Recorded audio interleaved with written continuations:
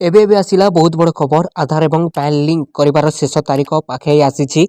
जदि आपण पूर्वरु करि नाहंती आधार एवं पैन कार्ड को लिंक तेबे डिसेंबर 31 2025 सुधा करिनियंतु, कारण एहाकु न कले भविष्यत रे परिणाम खराब होई पारे। जदि आपणकर आधार कार्ड 1 अक्टोबर 2024 पूर्वरु जारी करा जैतिला एवं आपण आयकर देउछंती तेबे आपणकर आधार एवं पैन लिंक हेबा बाध्यतामूलक अटे। तेबे सबुठारु बड़ प्रश्न हेउछि आधार एवं पैन निज मोबाइल रे केमिति लिंक करिवे।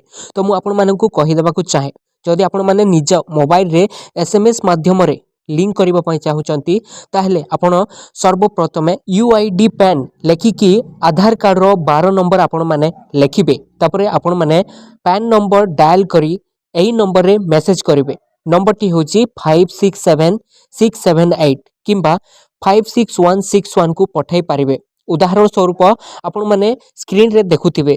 एई भली भाबरे आपणक आधार कार्ड रे लिंक होइतिबा मोबाइल नंबर रे आपण माने एई भली लेखिकी एसएमएस करे आपणक आधार कार्ड पैन कार्ड सहित लिंक हे जिवो।